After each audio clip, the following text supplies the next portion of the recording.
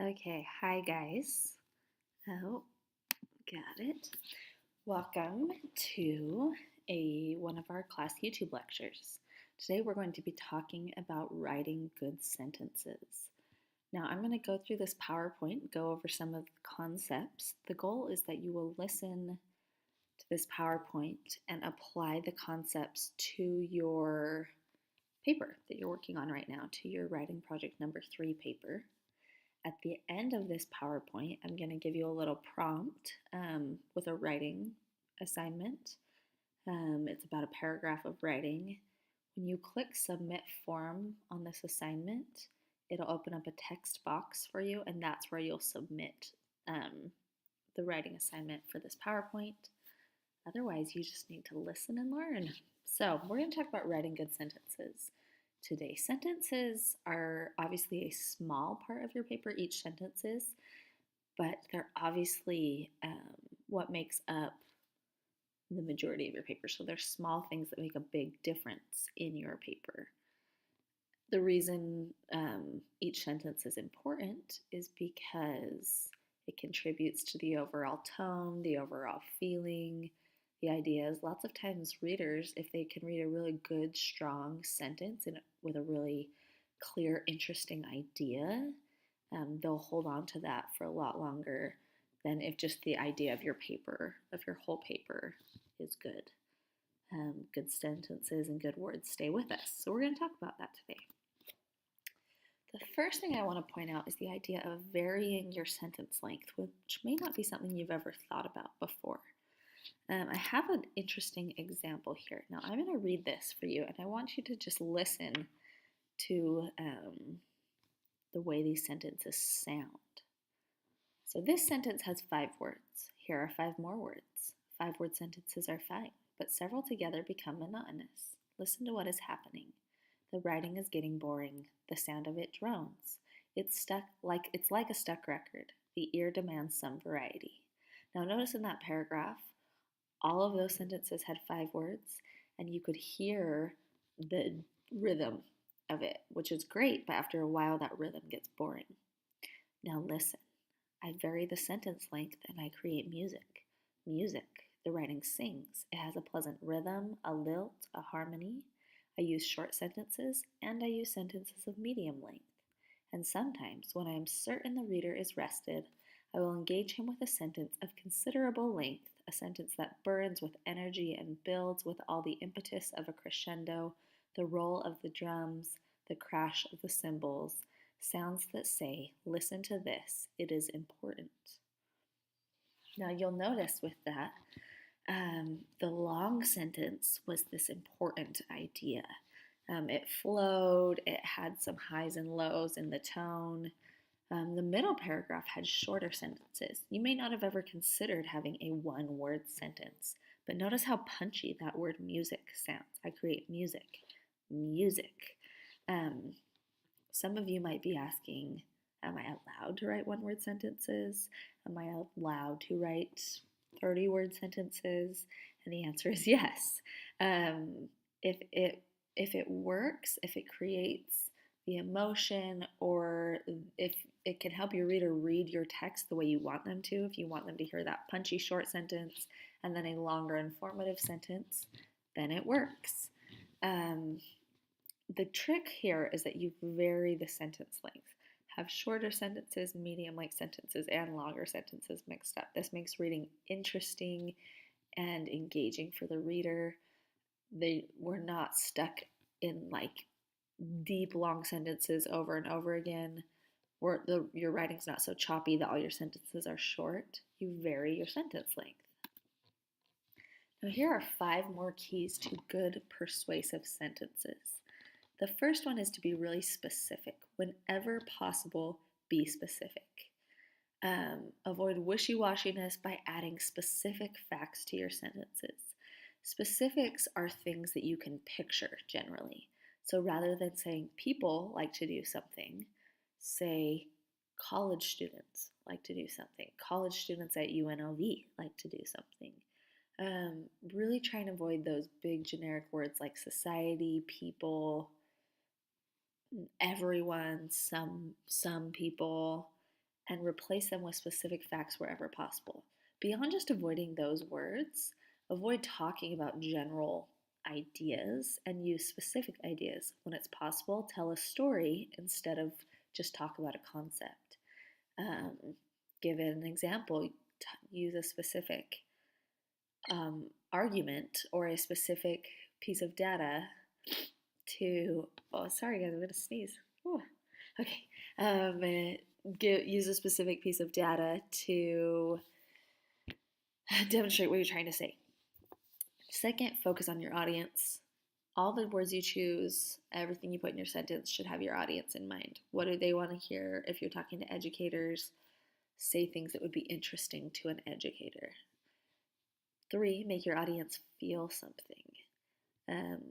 Whenever possible, include emotion or unique and interesting, maybe even dramatic words in your sentences. Make your writing interesting.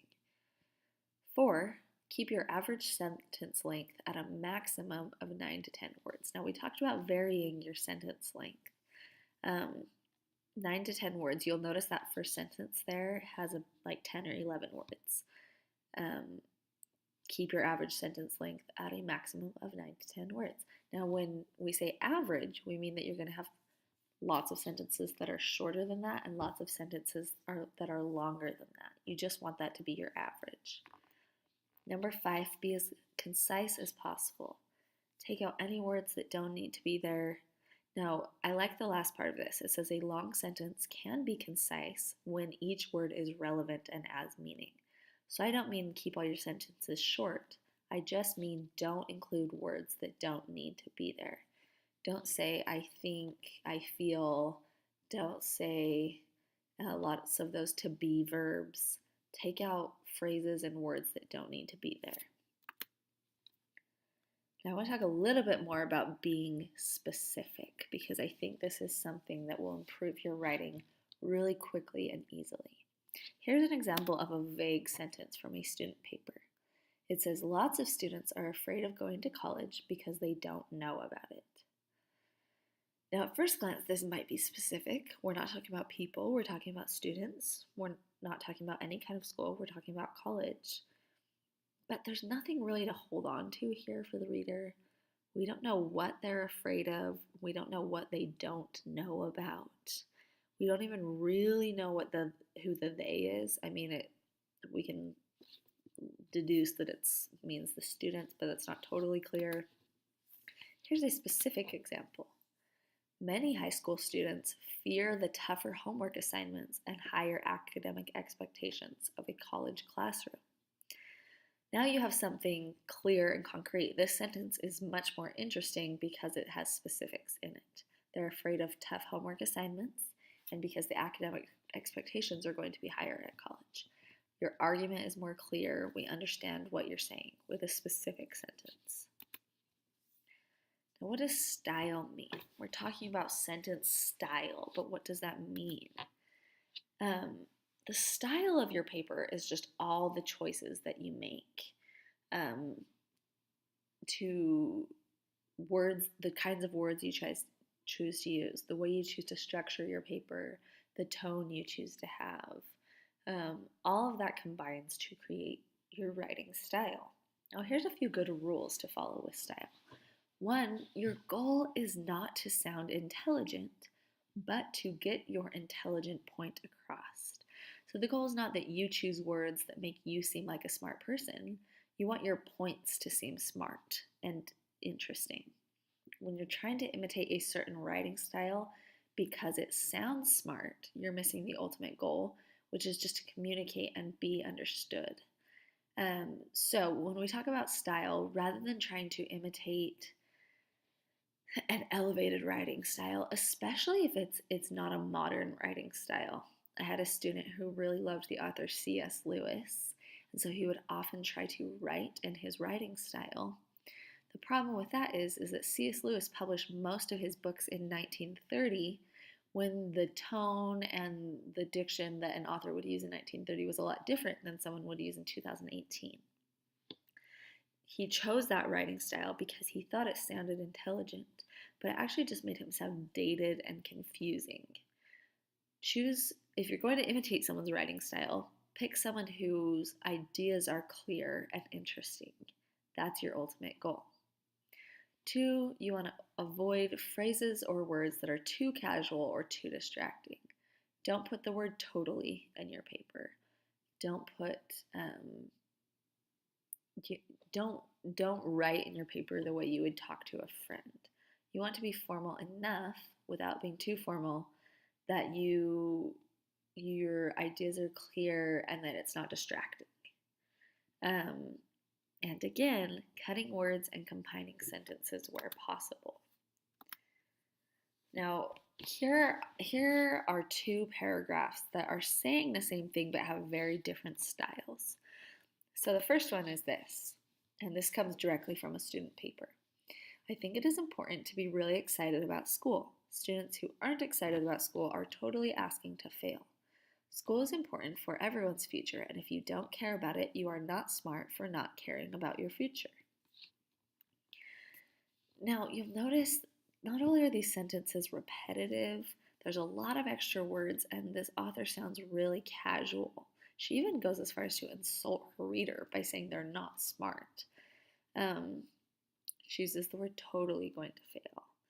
And if you don't care about it, you are not smart for not caring, which is, we've got a double negative in there. There's a lot going on. Now consider this paragraph. When a student is excited about school, they are less likely to fail.